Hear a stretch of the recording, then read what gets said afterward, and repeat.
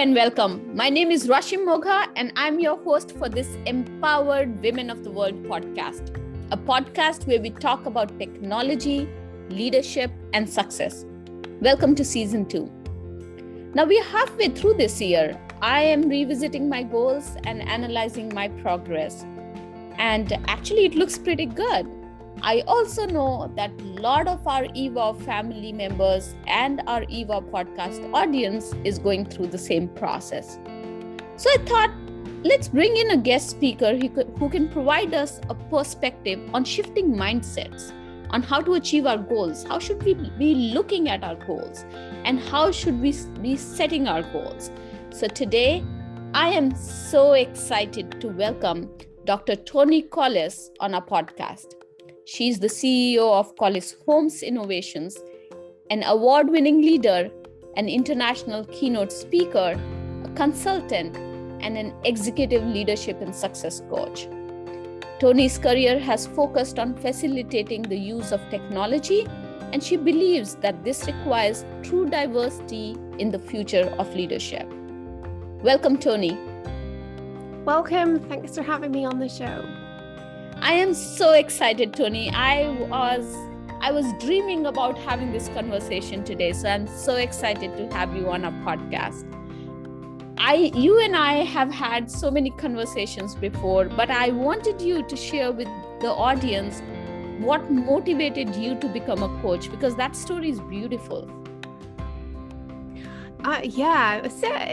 It's a fairly simple story, and one I've heard from many coaches centered around our own experience and how that motivated us to want to do something to change things. But I was a woman in tech. I still view myself as a woman in tech in the sense that I coach women in tech now.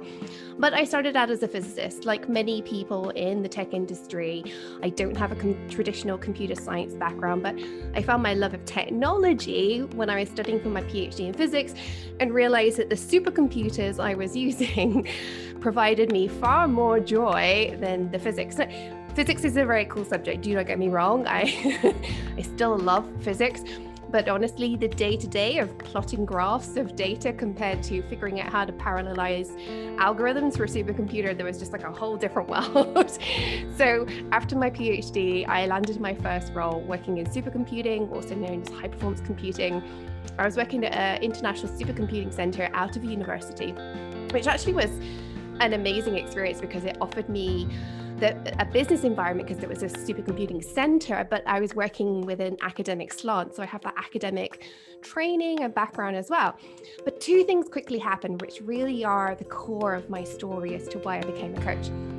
I was frustrated by my progress, the organization's progress, and the speed of delivery of things. I was like, there's a better way for all of this stuff. And secondly, I was perplexed by the lack of work being done to address the very, very stark lack of women in the supercomputing industry internationally. I remember being at a conference fairly early on in my career, learning about exascale computing. Sounds very fancy. At that time, it was the new buzz phrase. It was the thing everybody was talking about. And I was just like looking around and thinking to myself, wow, like there's not many people, like there's not many women here. And so I counted. I was one of just 3 women in the room of 300, 1%. And it gets worse than that. I was one of them. One of the other 2 women was my manager, who also happened to be on this stage chairing the session. And I was thinking to myself, what is going on? Are women not interested in exascale computing? This is just the most exciting thing happening in our industry right now. And more than that, why is nobody doing anything about this? Because as a physicist, there are so many initiatives working on getting girls and women into physics and stay in physics, supporting their careers. And yet supercomputing, which is this beautiful subject that spans, I would say, every discipline on the planet. I mean, during my work in supercomputing, I work with historians as well as chemists and engineers. The use of supercomputers is really what enables us to do fabulous things in the modern age. And yet, there were no women. Not no women, but the percentage of women is terrible, still is. And yet I was like, why is nobody doing anything about it? So the frustrations that I mentioned early on with lack of progress, both for me professionally and for the organization I was working on, and the fact that I was just kind of bored because I wasn't going anywhere, coupled with this lack of interest in doing anything about the women issue, in my opinion, from the broader community, I was like, okay, then I'm going to use this spare time and this frustration to do something about it. So I created Women in High Performance Computing. Something that, to be honest, if I'd realized what I was biting off, I think I'd have been too terrified to get started. But I didn't know what I was doing. I was just like, I need something to fill my time. And within a year, we'd gone from something I thought was going to be a little UK, Scottish, I'm in Scotland, a little thing for just a small community. We'd gone international within 1 year. And because of that, I was suddenly propelled into the international spotlight. I had to learn incredibly quickly how to show up, not just as any old leader, but as an exceptional leader. Because within 3 years, I'd built an organization across 60 countries. I led a team of tens of volunteers, which is one of the hardest types of people to manage, because they might be well-intentioned, but they have day jobs. And it very quickly taught me the skills I think I would otherwise have taken years to learn and develop if I'd followed a more traditional career path. And by, I think, 3 years in, I'd won multiple leadership awards. By the time I stepped down, I only stepped down from running the organization last summer. We were across 70 countries. I was running volunteer teams of over hundreds. And this was all on the side to my day job. And here's the thing, because of all this, I had increasing exposure internationally. And I got on stage to talk about diversity in the supercomputing industry. But I got listened to because I had a technical background. And so I leveraged that to talk about my technology. And suddenly the technical work I was doing, which was what I was being paid to do, I was never paid to run women in HPC.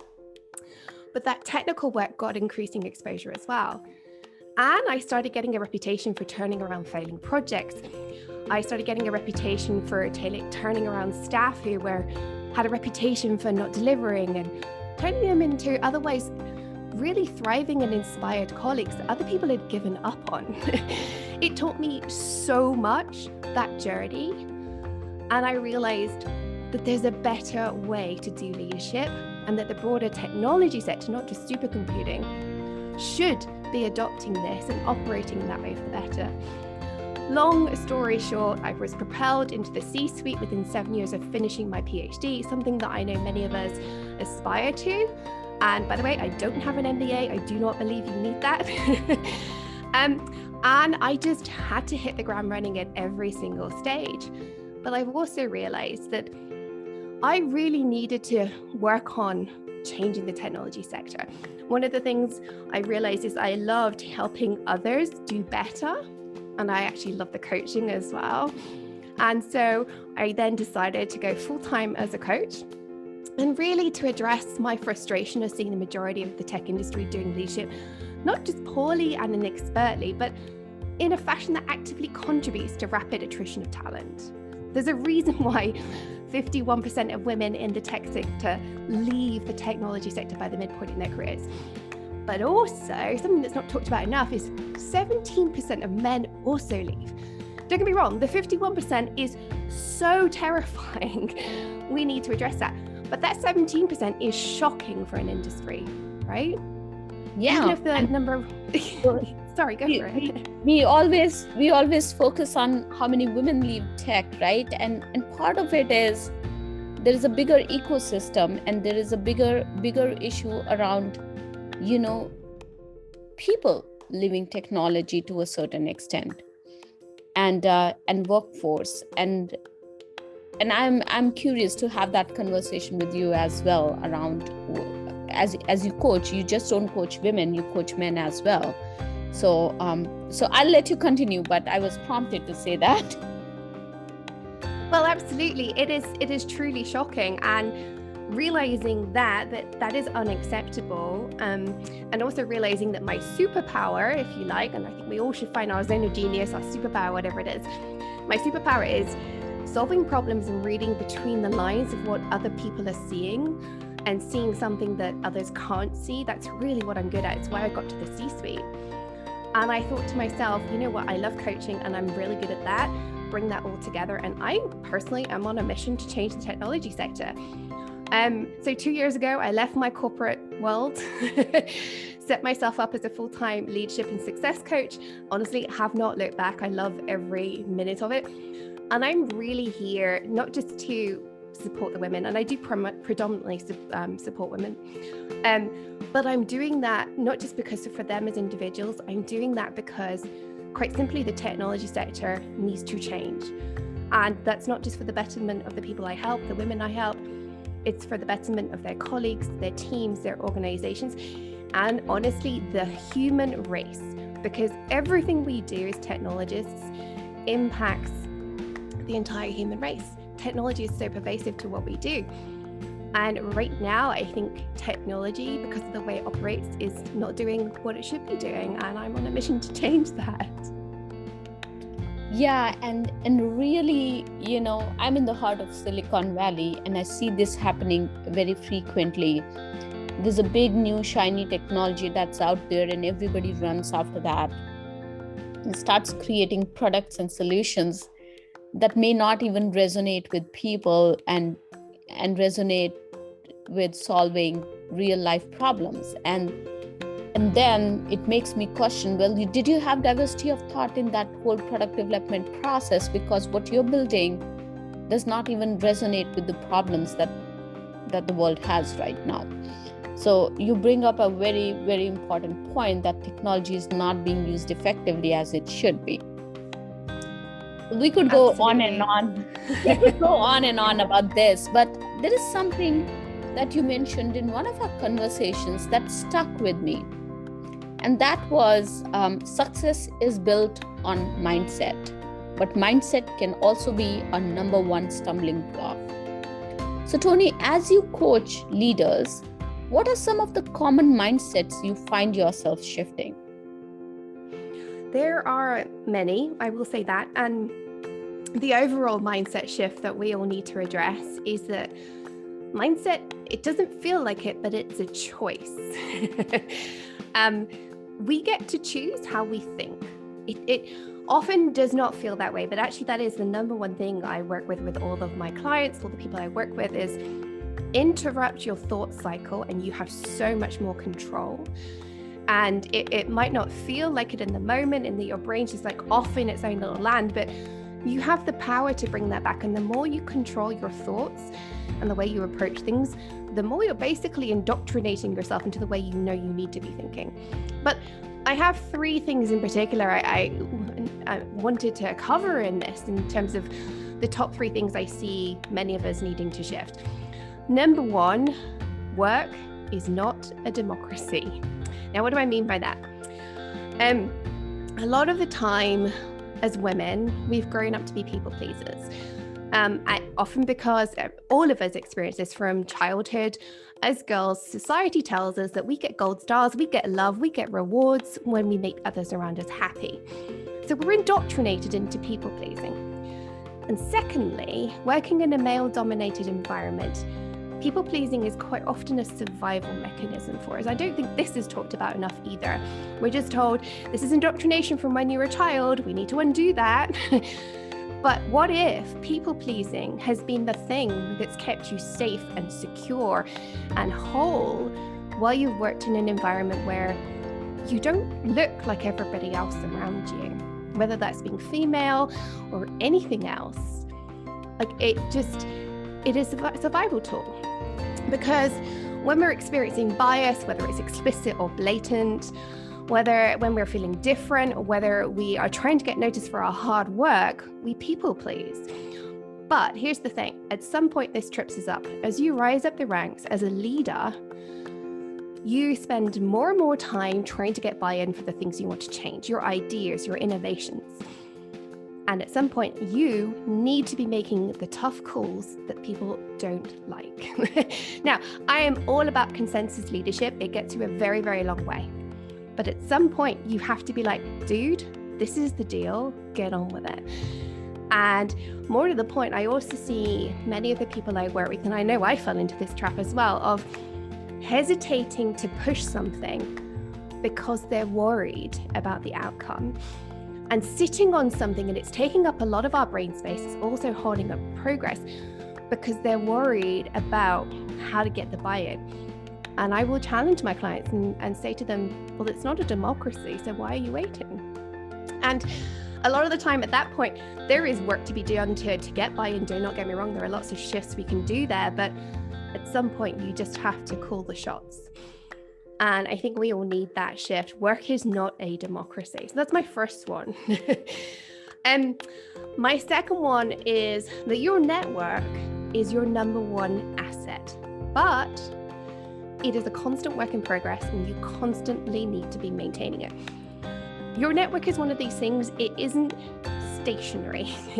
You can't just take a year off from networking and expect it to still be in the same state. It is either that you're actively working on nurturing it and building it, at which point it's growing and serving you, or it is actively atrophying, it's degrading, it is no longer functioning. And if you want to be a leader, if you want to be a manager, if you want to progress in your career, you need to realize that networking is part of the unwritten job that you're never going to get time for, you're never going to get paid to do. But it's not just good for you, it's good for your business. At the end of the day, if you're networking, you're talking about what you currently do. And a lot of the time that opens doors. That's how I landed in the C-suite, you know. I was having discussions about the work I was doing and the problems we were solving and how that was going great. And eventually I ended up helping the person I was speaking to, who ended up creating a role for me in their C-suite. I was helping him solve issues for his business, but because I was talking about what I did in my day job, which meant that he wanted to build a collaboration with my organization as well. So networking is something you have to constantly be working on, but it's not just about you. In fact, it's always about everybody else. You should always be looking at your network as something that you are out there to give to.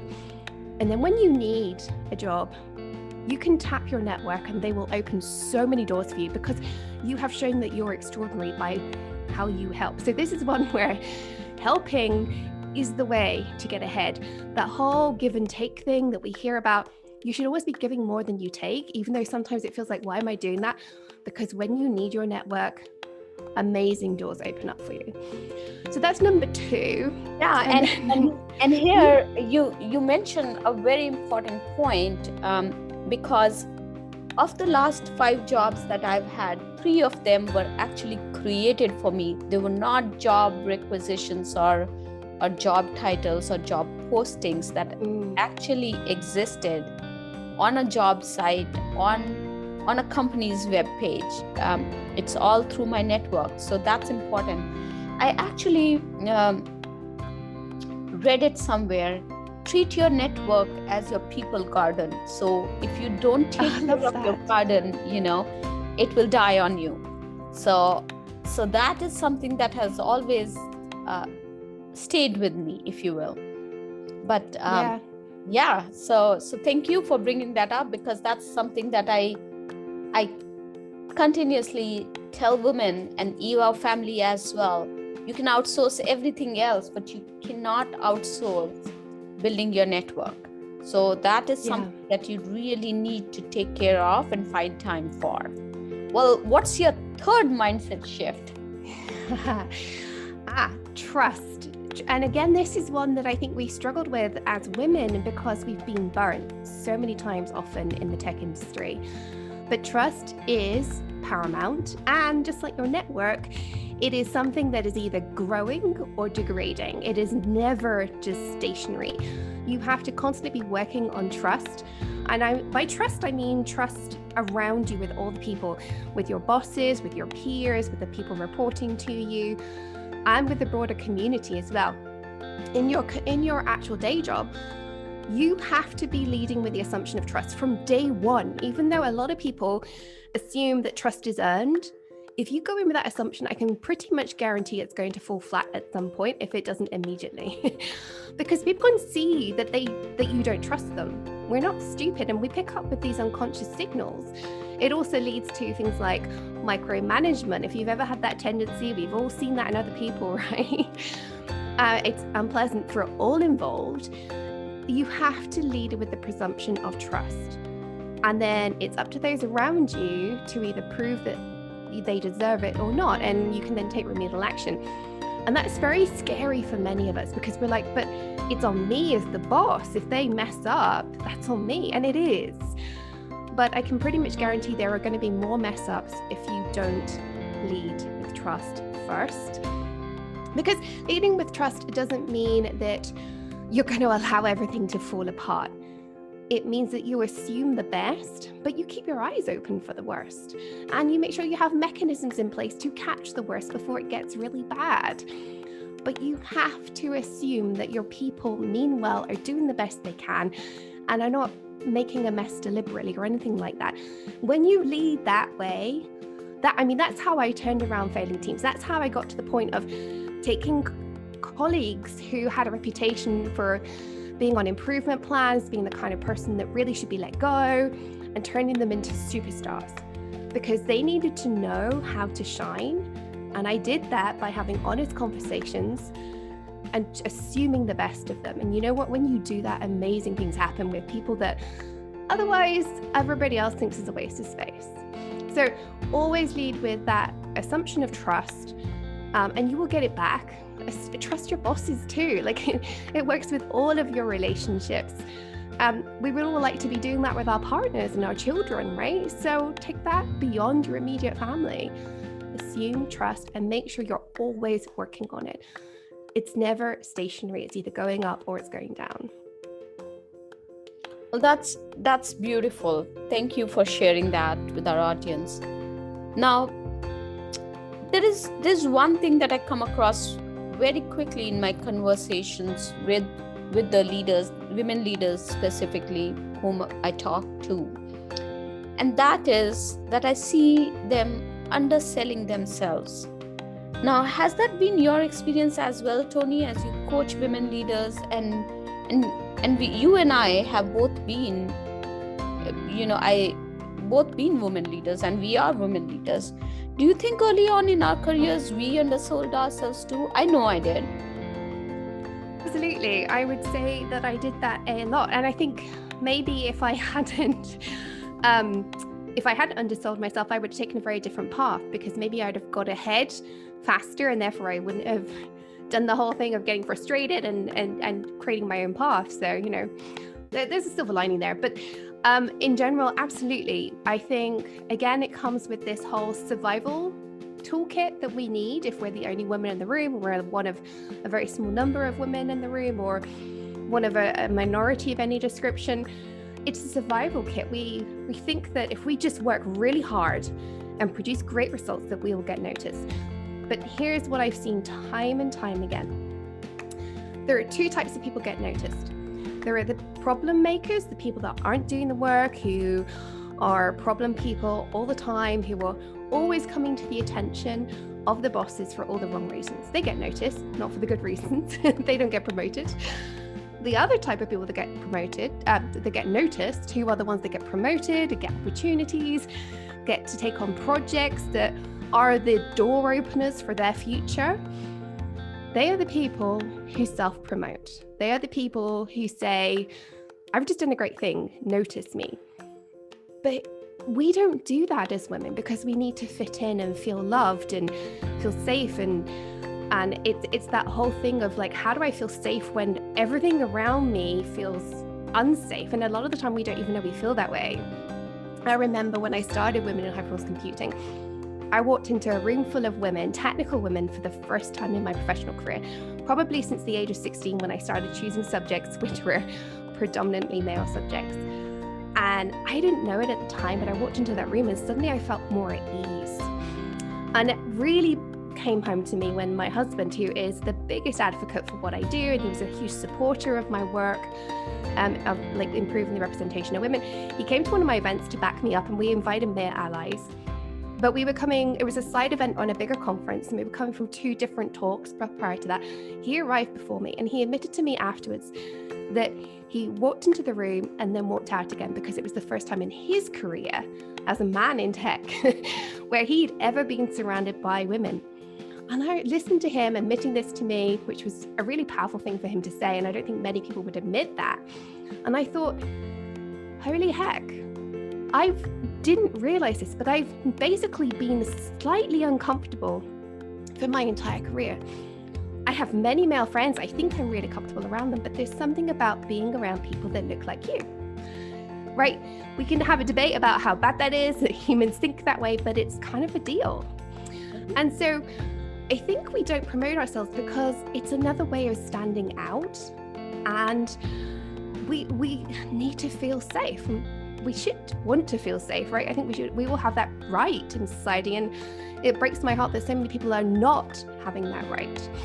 And I think that adds up to this whole not promoting ourselves, that and our cultural indoctrination of girls should be seen and not heard, we should make everybody happy. And honestly, if you are not sharing the impacts you have, if you're the person who just keeps everything going, if you're the person who has a reputation for keeping everything on an even keel, and that's all you do, you don't say how amazing you are, I'm sorry, my love, but the people who are telling their bosses how amazing they are, they're the ones that are going to get ahead. I wish it wasn't that way, but it is. So I want you, if you're listening to this and you're nodding your head and thinking, yeah, that's me, I keep my head down, I provide amazing work, I've been there, we've all been there, but it's time to tell the world how extraordinary you are, because until you do that, you are not going to get the recognition you truly deserve. And this is part of my job, is lovingly calling my clients out on their own BS, that somehow just working harder is going to get them traction. It's not. It is so true that you mentioned that, Toni. We just assume that if we are doing a good job, somebody is taking a notice of that and they are making sure that they get what we deserve. Well, if we don't articulate what we want, how would somebody telepathically know what to give us, right? Because everybody's definition of success is different. So if we don't articulate it, how would we get it? We just expect some telepathy to be going on with our leaders, our managers, such that they should know what we deserve as opposed to us asking. And that's not true. Absolutely. Like, I think you hit the nail on the head there. Like, our definition of success is very different for different people. The number of bosses I've spoken to who are dealing with an unhappy employee, because I deal with them from both sides, right? I deal with the people who want to get promoted, and at the same time, they're quite often in charge of somebody else's promotion opportunities. And I'm like, well, you know, have they said to you, like, why they want something? And they're like, no, this came out of the blue. So turn that on its head. Are you saying, I want this opportunity? Or do you just give the impression that you're super happy? Apparently, when I left one of my jobs, everybody was shell-shocked. Everybody thought I was super happy, and I'd been so miserable for a year. But I kept my head down and I performed amazingly, and everybody thought I was delighted. Sometimes you have to tell them that you're not and that you're ready for the next challenge. Yep. I had a leader early on in my career who said to me, don't be indispensable in your current job, because then you're not going to get your next job. And that stuck with me. So here we are. Well, thank you so much, Toni, for sharing your insights with us today. I am taking a lot away from our conversation, and I'm sure our audience is too. Thank you so much for having me on the show. This has been an absolute pleasure, and I hope everybody else has got as much out of this as I've enjoyed this conversation with you. I'm so sure of that. Well, you can find more about Toni's work as a coach at tonicollins.com. And today's resource for you is the link to the leadership affirmations that you can use to shift the mindset. The link is in the show notes, so make sure you check it out. As always, thank you so much for joining me today, and thank you for loving, liking, supporting, and sharing the podcast. Remember, sharing is caring. I look forward to seeing you again in our next podcast. Till then, keep empowering the world.